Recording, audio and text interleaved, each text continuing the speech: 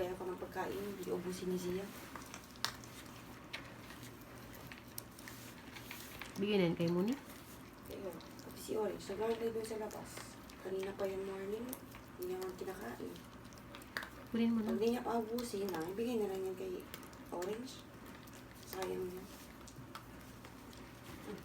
Orange. Parang paubos na. Orange. Ayaw lang pala mabigay. Bahala ayaw. Ay, parang kulang pa.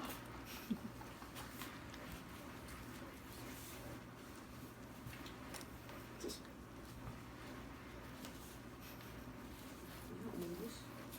Wow. Kay lagak man. Orange, ubus na. Sige, naalis na kayo. Kayo na ubus na ni Zia. Ay, okay na Orange. Alis na. Alis na. Shh. Alis. Ubus na. Wala na. Very good, very good.